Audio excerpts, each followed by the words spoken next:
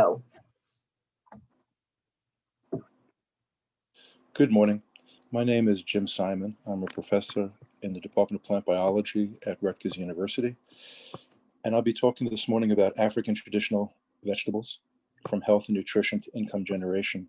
Of course, I'm singing to the choir because all of us are here together because of our passion, our love, our excitement about the applications of the use of indigenous foods across all of our different food systems around the world. And this is focused on, of course, Africa. Even though I'm the one giving the presentation, I'm really joined by my colleagues, Dr. Steve Waller from Purdue University, Dr. Dan Hoffman, and Dr. Amuga Vindasamy from Rutgers, in concert with a lot of our partners that are listed below, from Moy University to AMPATH, to University of Eldoret, University of Zambia, World Vegetable Center in particular, CARO, and many different NGOs in both Kenya and Zambia, the vignettes and the case studies from which I'll be talking.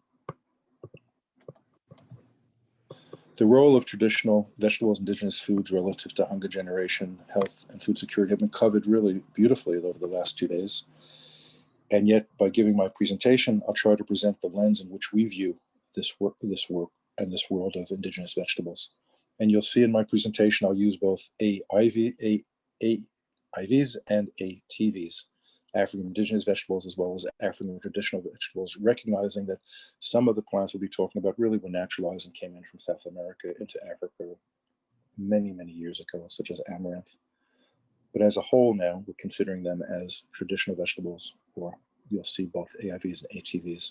We know that they could help increase income, they could help diversify diets, they can provide the minerals and vitamins that is so often lacking in so many countries in sub-Saharan Africa. We also realize that some of these are considered from invasive weed species to plants that are adapted to the local environment, because many of them are still collected from the wild. They might be cultivated in very small scale, but many of them are still considered weeds unless harvested and picked during the wet season, and more or less often devoid during the dry season. They often can provide the minerals and vitamins, and they offer that climate resiliency. So sometimes what Western introduced vegetables don't provide. And they could complement the use and diet with our staple crops as well. Our hypothesis using African traditional vegetables is really based on 4 A's. This was funded by USAID, so we always have to come up with a cool acronym. So rather than 1A or 2 A's or 3 A's, we came up with 4 A's, which is based on access, affordability, availability, and adoption. Adoption in this case meaning increased consumption by a consumer, adoption in the case of a farmer by their ability to grow, as we hope also consume. And the increased consumption could lead to then measurable health indicators in targeted populations. Our project was focused on Kenya and Zambia, though our models are built from our work in many different countries in sub-Saharan Africa, as can be shown in this next slide. Each of you have models in which you conduct your work as we do ours. Our models are not stable, they're really dynamic. They change over time as we learn, as we adapt, as we work with other groups from which we learn so much from. And so we call our model the FEEDS. Catchy, we hope, because it's feeding people and feeding animals and feeding our planet and feeding ourselves. But it stands for Food System for Empowerment, Economic Development, and Sustainability.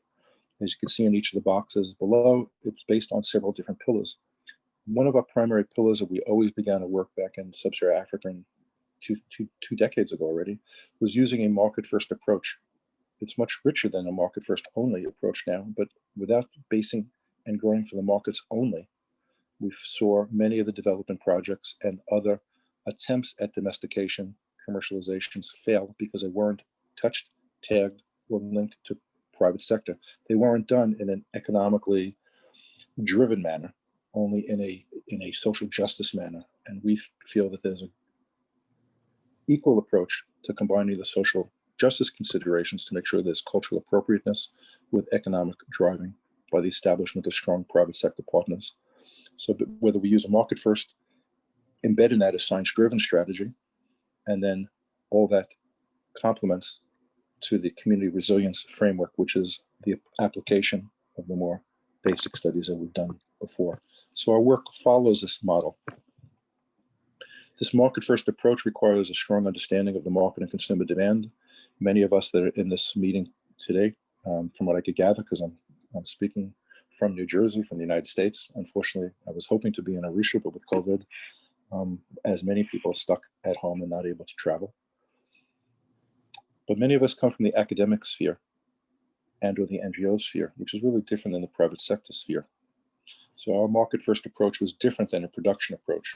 It was who's going to buy it, what and when, and how do we convince the buyers that we could train and work with growers and communities can actually supply product of the quality at the price, at the time, and package the way that they need in order to move things forward, particularly for the formal market. Informal markets a lot easier. Our market-driven approach then sets our stage and sets our scope of work to make sure that everything we do is in the mind of ensuring income generation. We focus on indigenous fruits, vegetables, and botanicals, as again, many of us are working in this field and we're in this workshop together because we all see it this way. But I'd like to suggest that when we studied and do our market studies, and we've done market surveys in Tanzania, we've done market surveys in Western Kenya, and a number of different areas and provinces down in Zambia, particularly for the AIVs, we find that relative to people's preference and willingness to purchase versus what they do purchase, we do a mathematical calculation. It could be a slight exaggeration, but the market itself is only at the very early embryonic stage. It is all of the work that each of you do and that we do, and with our communities, is still tapping only the beginning of what a really rich market would be. And I would speculate, and again, this is Simon's speculation, so you could critique or we could debate this, but there's an unmet market demand of more than $100 million a year on the use of indigenous vegetables and botanicals in sub-Saharan Africa. And then if we think about how this type of model can be approached in Asia and South America, it's pretty phenomenal. And why we come up with that money, because even in our small project over the last 5 years that just completed, we'll show you slides at the end, our growers, not us, but our growers generated over $750,000 US in their pockets. And these are growers that did not earn money before, were not largely at all involved in commercial horticulture. And with that small segment of just the last 2 years, for them to earn over $750,000 US, it lets us know that we're really scratching the surface. And we'll share with you how we've done that. Market research is a key because AIVs can provide high income generation, provide supplemental cash over the course of a year. It adds to dietary diversification. And in the right way, it could also lead to great awareness to communities of the nutritional and health values. So our program and our model is built upon these pillars. One, that appropriate interventions can truly increase access to and consumption of AIVs amongst both producers and consumers. And we've tested this in Kenya and Zambia. And some of the lessons we've learned is that the traditional vegetables are very popular, but they're not consumed regularly. Kenyans and Zambians would opt to consume AIVs at greater frequency if they could access it when they want and how they want, if they could afford it, if they're available year round. And yet still, depending on the ethnic groups and or the tribes, depending on what country and where we're talking about between Zambia and Kenya, different communities, in any case, have different understanding of the nutritional benefits and the relationship of those plants to their own cultures. They have a preference for specific AIVs. Of course, there's regional specificity. Some communities want one AIV more than another, and you see a list of some of the common AIVs to the right. But so the popularity and the relative rank order will change amongst certain communities. But one of the hidden unrecognized aspects is the cultural pride and the attribute of how indigenous vegetables can really increase stimulation and pride of one's own culture. So our goal was to improve production of nutrient-rich AIVs and increase the consumption at nutritionally at-risk populations in eastern and central Zambia and western Kenya. The second pillar is to identify the appropriate promotion and expansion of availability of AIVs at the local level. And how did we do this? In Zambia and Kenya, we identified communities, active, proactive producers, 300 AIV producers, and 75 intermediaries. Intermediaries are those people that along the value chain may purchase, handle, sell, transport, repackage, buyers, distributors, those AIVs. We identified first what were the substantial bottlenecks in the productivity to provide the focus for production interventions.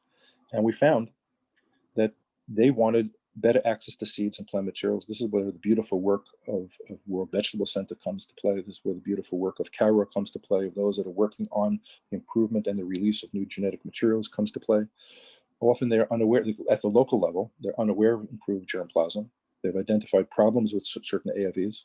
There's often a high price of agricultural inputs, and of course producers have a very difficult problem accessing credit, and this is not true just of traditional vegetable producers, but of all agricultural at affordable rates. So in this case, this is a slide of a field where growers and our group are doing a participatory approach to evaluation of vegetable amaranth. And so the table on the bottom on the right side shows that amaranth, these are the different scores that are given to the different amaranth lines. And we'll move into the nutrition soon, but the first and foremost is any new line that's going to be grown in an area has to be welcomed, adapted, and championed by local growers. It means they have to meet their field performance, have to meet their taste, insect and disease acceptability, the way it grows, the acceptability, access to the seed itself. So even if you have something that's super high in the nutritional component, but if growers don't like to grow it, it's not going to be grown. So using this participatory approach was very important for us. And many other speakers have talked about this. And Ficado from World Vegetable Center, who you see in the middle picture on the lower center, has spoken about this, and many of the other speakers in the workshop have already delved in that, and we do that too. And we have to develop the best management practices for AIV production, increase capacity in production, and access to AIVs. When we look at the amount of science that's been done relative to traditional horticulture crops or traditional agronomic crops, the amount of research and follow-up on AIVs is very still shallow and at the embryonic levels. And moving forward allows us to really put it on an equal playing field to everything else. And again, the lessons we learned is producers want better quality seed again, and they want better training for production during drought seasons. Another pillar is the evaluation of actual nutrient composition. Our hypothesis was that, oh, all these indigenous vegetables are really nutrient rich. Well, are they? And do they have any anti-nutritional factors? Now, other speakers have talked about phytic acid, oxalic acid, and other anti-nutritives. I'll use the example of the glycoalkaloids in edible nightshades in a few minutes. But this is a picture of looking at selecting and breeding for micronutrients is in fact possible. Some earlier speakers, our focus has been on amaranth, where we were looking to produce and develop an amaranth that was a high iron accumulator across soil types, environments. And so we've done this over a number of different years, as is pictured here. How do we know whether something is really nutrient rich or just nutrient? I mean, plants are ubiquitous accumulators of polyphenols, for example. Most plants have some degree of antioxidants. Most plants have some degree of some minerals, but are they a high source in the minerals or vitamins that are important? In the next slide, you could see highlighted in yellow those minerals, those factors that are deficient in many women, pregnant women, and children in some of the countries in sub-Saharan Africa. So our task was to further characterize AIVs to be nutrient rich, to identify which they were, look at the genetic diversity in this, and select those species and land races, varieties, which are in fact nutrient rich. And we define nutrient rich or high source of nutrients as 100 grams equaling 30% of a daily requirement. Vegetable amaranth, after several studies, in concert again with World Vetch, CARO, and some of the others with whom we work with, we find that we have identified lines that are calcium and magnesium that are high source in all genotypes environments. We didn't find zinc that was high source. We found it only as a source in all genotypes and environments. So that is one limiting aspect of it. But we weren't developing amaranth to be high in zinc. We were developing it to be high in iron, calcium, magnesium. And we found some that are above high source and below source by genotype. And so by identifying the right genotype, we were able to move on that as a selection criteria that can now be followed up. So even though it's not ready to release, there is a promising line that we call RUAM24, which appears to meet growers' field performance expectations and consumer taste preferences. That's generically. There might be some communities that find it lacking, others that really like it. But at least we have a line that can be crossed, mixed, and or promoted and further developed that hopefully will have a role in providing this in sub-Saharan Africa. As we begin to look at the nutrients, we have these materials collected, dried, and then they ship back to Rutgers because we have a pretty sophisticated lab to do metabolomic type work, both for genetics or our breeding program as well. On Monday, you might have heard Rob Matera give a talk on the breeding for downy mildew resistance. So we can look at the breeding for downy mildew resistance and aromas. In this presentation, we're talking about showing you the analytical instrumentation we have now to look at the instrumentation we use for protein analysis, for polyphenol analysis, secondary product, and alkaloid analysis. So we could use this for metabolomics and proteomics. And so we take the dried material that we get from Africa, or unless we grow it here in New Jersey ourselves, which we've done, and we can begin to analyze it, not just for elements, but for some of the carotenoids to give us the provitamin A. And we find that amaranth, nightshade, and spider plant is really high compared to spinach and kale, as we hypothesized, from African grown material. And in amaranth, in addition to that, we find that it's rich in vitamin E. We test for 4 different forms of tocopherols, which together give us a vitamin E. It's rich in the carotenoids, as we measure in beta carotene, not all carotenoids together. And it's not all that rich, but has concentrations of different polyphenols, as we can see here in this graph. So we could do this for amaranth. We've done this for spider plant. We've done this for nightshade. We've done this for a whole wide range of different African indigenous vegetables. I'm just using a small vignette over here. And we find that these plants are in fact nutrient rich and can be considered high source relative to the minerals and the vitamins, a number of them. And also the same with I'm sorry, the next slide. You can see this in spider plant and nightshade. And we can see this also with the nutritional benefit of moringa, the mineral content comparison of iron, calcium, magnesium, of lines of moringa that we've introduced from southern India into Zambia, into Rwanda, into Ghana, and into Senegal, and compare it to the naturalized Moringa oleifera. And we find that in all cases, the absolute amounts are different depending on the age of the leaves and when you harvest it. But in general, Moringa is really a good high source for iron, calcium, zinc based. So we have grounded evidence-based evidence on this. When we look at the nightshade, I do want to spend a moment on that because we always focus on what could be so exciting, the minerals, the vitamins. In this case, you can see a slide just on the major phytochemicals identified in the aerial or leaf plots of edible nightshades, the solanum nightshades. You can see the groups of flavanols, phenolic acid, saponins, and glycoalkaloids. Of course, it's the glycoalkaloid we don't want to really see in the leaves because we know that it's high concentration that could be toxic to the liver and not health beneficial. The current slide here just shows a list of those phytochemicals identified in the aerial parts of nightshades from 15 different accessions that were grown in Tanzania and Kenya and Zambia and New Jersey. What I want to be able to point out here, though, is a phytochemical aglycon profile of the leaves of African nightshades as it relates to the different secondary metabolites. It almost kind of looks like a heat map, doesn't it? So you see by species, by seed source, by cultivation site, which is on the left side of the graph. We could look at the major components, the individual components in the middle, and the quantitation on the right side. And we find that there's tremendous dietary diversity with a ubiquitous accumulation of certain types of saponins, such as the tigenines, and rich in quercetin. But the good news is we see very little in the leaves of African nightshades containing glycoalkaloids. This is further evidence in the next slide over here, which is a more detailed phytochemical profile of solanum, just of 2 of the many solanums we work with to do the metabolomics approach to it, again, as a way to identify those plants that have the field performance, the grower acceptance, and yet might be uniquely both safe and uniquely healthy for you to use. So there's a phytochemical profile of Solanum nigrum and Solanum scabrum berries at different maturation stages. Now here we look at berries. Why? Because Solanum, these nightshades in other cultures in South America are eaten for the berries and not eaten for the leaves. In sub-Saharan Africa, communities eat the leaves and don't touch the berries. In this case, it's good news because these berries are in fact quite toxic relative to the high accumulation of a range of different glycoalkaloids. And in this case, we've only found 3 accessions of these edible nightshades that are asterisk in the red stars above SS04,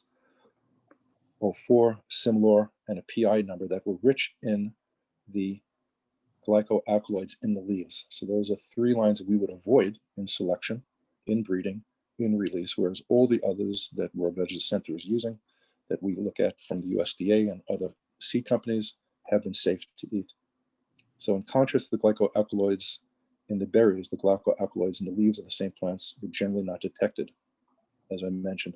So it's our responsibility as a scientific community to make sure that we can identify both the good, the bad, the ugly of each of these as we're looking to develop and commercialize those products and those new AIVs that are safe.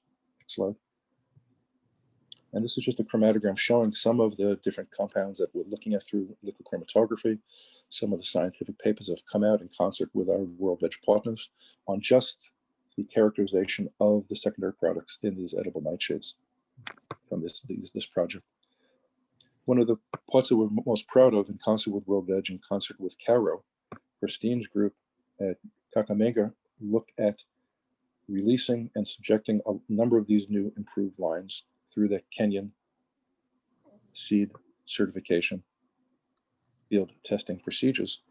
And these are an example of 6 new AIVs that were officially released in Kenya during the project time: 2 nightshades, 2 amaranth, 2 spider plants.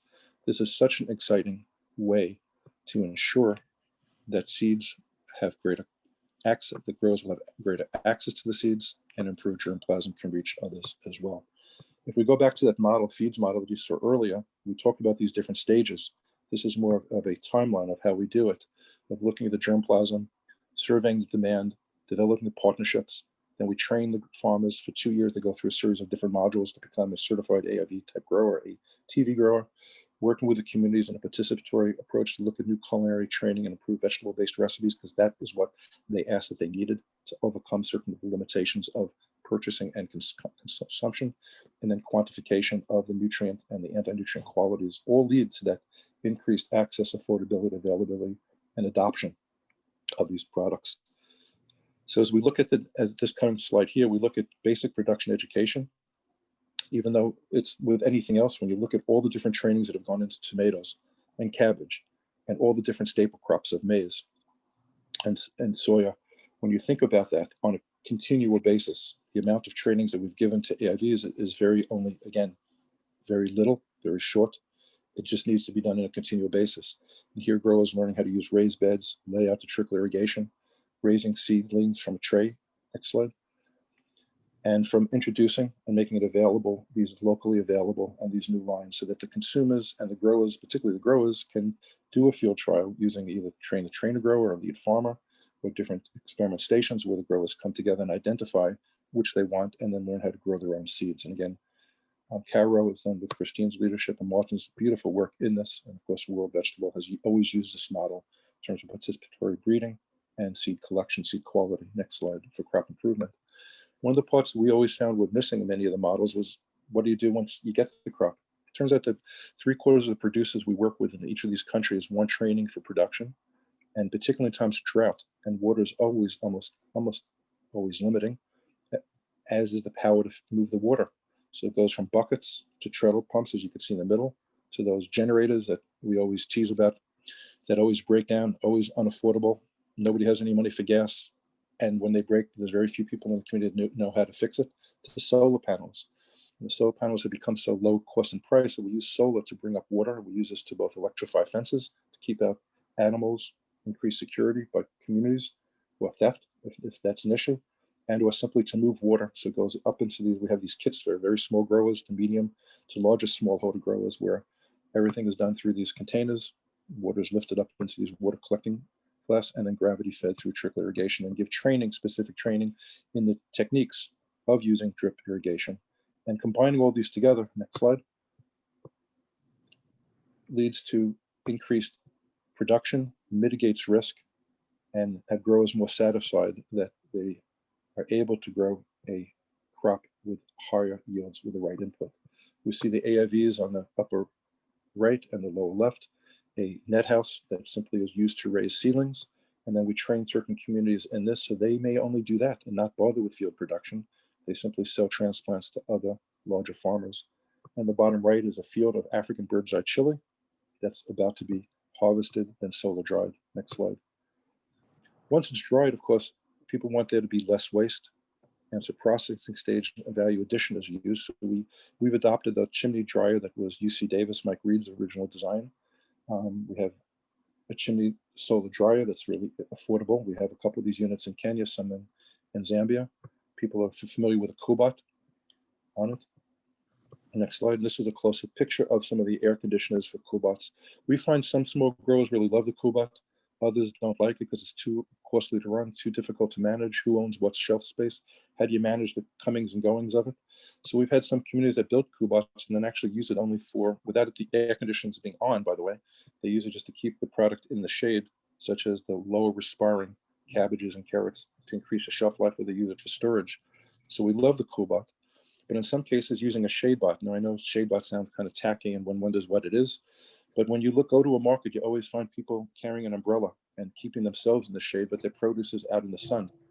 So in America, we find if you put a temperature, and you could do this anywhere in your fields, if you put a thermometer in your watermelon or your cantaloupe or any fruit, or in the middle of a field in a bundle of leafy greens in the middle of the sun, and you do the same in shade, and then particularly if you put it in shade with some airflow underneath, or spray it with a little water, keep it cool, you could enhance with very little money, with very low technologies that are culturally appropriate, increase shelf life and reduction of post-harvest losses. So this doesn't seem too scientific, but it turns out to be really practical. So we coined the name Shadebot because we thought it was a cute name, and then growers and communities understand the concept of shade. And they understand then it's very important to take the produce and always keep it out of the sun. So we use the name Shadebot. You can see pictures of the Shadebot to the left and to the right. We have training programs on it. And in Zambia, we put out contests of who can build the coolest, cutest Shadebot that was only from affordable materials, and if they could use it both in marketing and at the field site, and they do. So I think there are different low-cost technologies that could really go a long way to help communities that have very little options that are available to them. Next slide. And then this is coupled by improved sensory analysis and improved AIV recipes. Here I'm sitting with members of the Moringa Women Growers Association coming up with a new Moringa cookbook, from milkshakes to soups to stews to sauces. And down below we see pictures in Eastern Africa from Kenya and Tanzania on simply looking at communities and coming up with new recipes for the AIVs, doing in concert with them. And I know that there's groups in Nairobi that are really doing some beautiful work.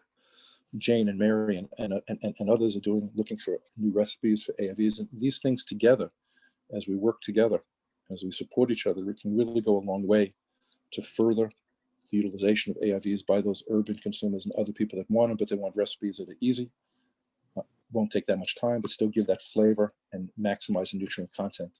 Next slide. Safety and cleanliness of water is always key. And now I show this, and I always show it smiling, because you could see which would you rather have your lettuce and your AIVs dropped in and cleaned off in, the bucket on top, which is clear water, or the bucket on the bottom. We know the answer is going to be the bucket on top with clear water, and yet we also know, and we normally don't take pictures but talk about it too much, is most of the buckets we see in the informal markets reflect the bucket below. So making sure that the growers are familiar with that it's clean water, it's safe water to be able to wash and clean with grading and sorting the AIVs become key if we want the acceptance, particularly into the formal, not only the informal market.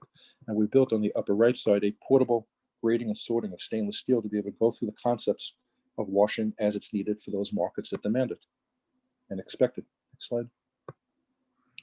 Improving access to credit is always an issue, not just of AIV, but for all crops, all countries, all over the world. And there always needs to be very creative ways of doing it. We don't have a single answer, by the way. I know many of you might have more experience with us, but the use of local community cooperatives, advanced loaning, with payback later on, making sure that's still economically driven, has been shown in many cases to have good success and mitigate the risk. Next slide.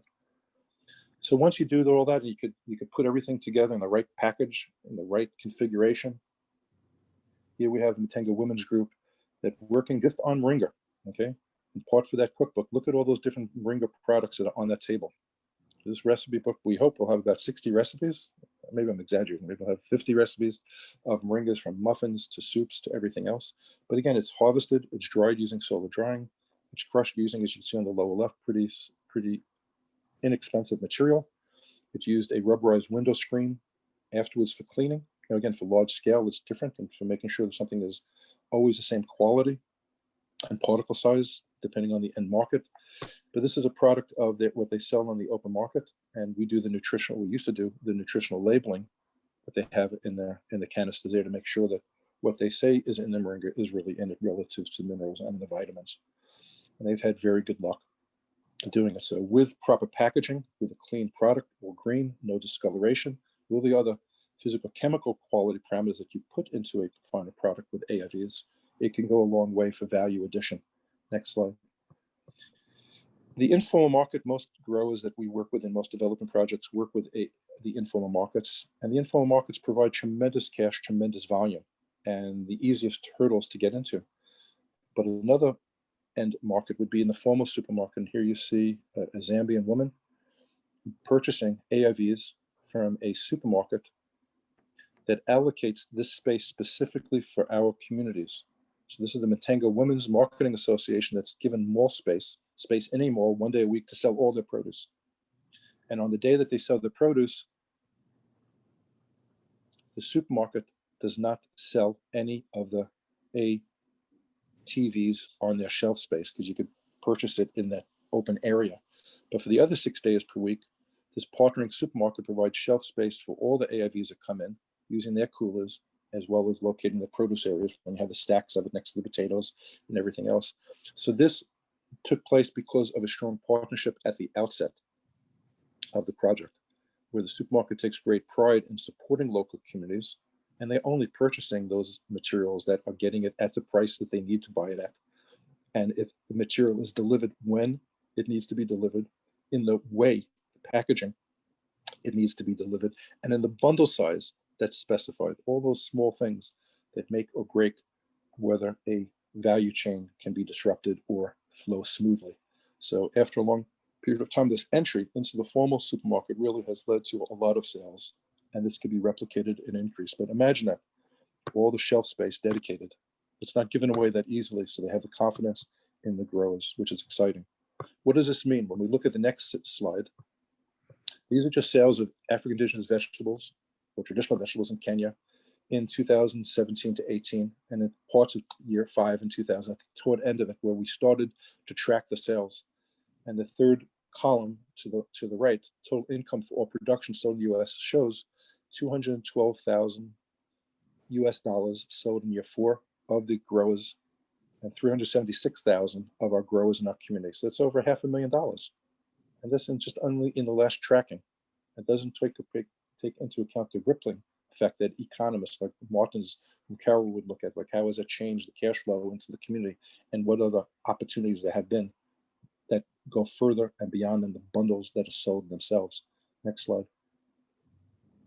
These are sales of AIVs just in the retail outlets in Zambia. Only in the retail outlets. This isn't the sales in the informal markets. Okay, and it shows over $700,000. Okay, so this is pretty remarkable that in a project like this, when we put together everything together in a single way, we have tremendous sales. These are just in more detail the sales of African indigenous vegetables in Kenya and Zambia under this AIV project, in which we're talking about today in terms of metric tons, annual sales, number of groceries. But again, people are not purchasing for social justice. Next slide. They're purchasing because it provides something to them. We've done some videos putting the stories in the voice of the African women farmers themselves. This is really their project. We just simply have the honor and the privilege to be a spark plug to help bring people together and make this happen. But it's really the champions of the growers themselves and our African partners with whom we work. And there's sometimes, at least in America, it's different in other countries. Sometimes people have suggested it's difficult to do good science when you're doing international work. And we really disagree with that, respectfully disagree with it. We can do very good publications. We can do very good hardcore science, both basic and applied. They can help meet those needs in order to make the applications go further. There are many factors that we know impact nutritional success.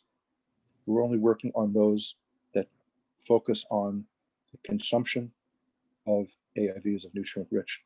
Nutrient and horticulture success requires many champions and collaborations. The beautiful aspect of it. By its nature, it's a transdisciplinary movement that requires many actors from different worlds and distant spheres and different perspectives. But this is where we in academic and research can really provide a lot of assistance. So a few takeaways from my presentation as I conclude.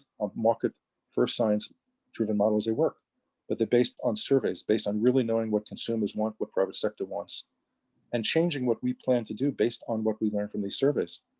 An effective way to plan interventions to build in sustainability strategies from the outset, and always focusing on behavior change. How does one change behavior? It's not easy. How do we work with communities to ask them what is the most effective way for them to hear, to learn, to listen, and for us to interact? Newly introduced AIV lines, mostly originating from collaboration with World Vegetable Center, which has been a real privilege and honor to have worked with, continue to work with.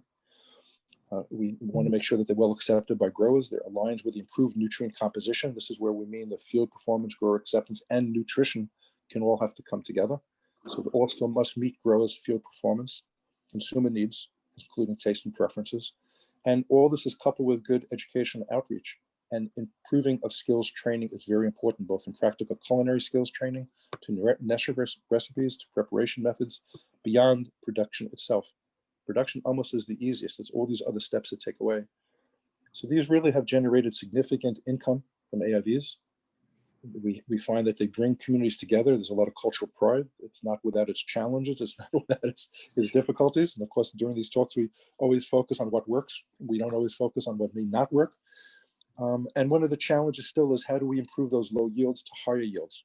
Okay, there's always that yield gap, and Kenya's really groups in Kenya have really been writing about this for years and years in terms of the lack of the right input at the right time. And so that's still a challenge for AIV in all the different countries.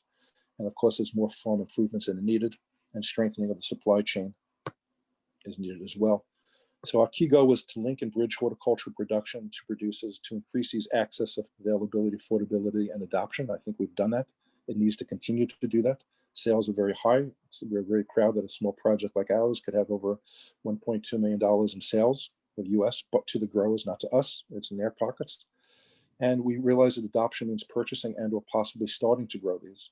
We're still tracking the nutrient content of the AIVs grown locally, and we're now analyzing the 1,000 households, 500 in Kenya and 500 in Zambia. We're doing this in concert with our partners from Cairo, from University of Zambia, from AMPATH, separate them into different treatment groups to allow us to see whether or not what we've done have changed their behavior and changed the dietary diversity over the 4 years of tracking them. We're looking at the access and availability of water, high quality AIV seeds, and knowledge. The water has been a real limitation. Developing production systems that overcome those bottlenecks in the production are really important. Closing the yield gap. What do we need to overcome the challenges? Where will the opportunities 10 years be for here? We think that there'll be a shift from production to a market first. So we're right there.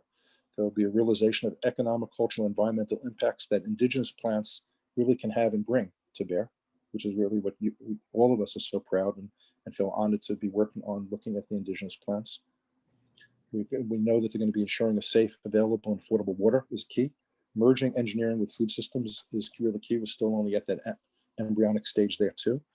And continue to look at innovative systems to ensure social, economic, and environmental sustainability. There will be a rise in urban and peri-urban farming, despite its shortcomings and concerns with water contamination, soil contaminations, pesticides, pollution, and everything else. But sack gardens and or urban farming is something that I think has a lot of potential in. We've done a pilot program in concert with Mirror of Hope, an NGO in Nairobi in Kibera. And it looks very promising. It is with many challenges as well. But we as scientists need to be able to provide a wide variety of options to which growers and communities can then select which ones work best for them. And eventually there will be a shift from donor development to a private sector development, or at least a combination of both, to get us involved. I really want to take the opportunity to say thank you. It's been over a year since I've been in Sub-Saharan Africa. When I return, it'll be my 133rd trip to Sub-Saharan Africa. And I've always been welcomed, and I feel really privileged to be able to work with so many exciting researchers and scientists and communities and farmers. It's really enriched our own lives on a personal and professional basis. This is a long list of people that together we work as a team. Everybody who's in here really contributed to the overall project that I now describe. With this, I conclude, and I really thank you for giving me the opportunity to speak before you today. Thank you so much. Okay. Okay, we have stopped.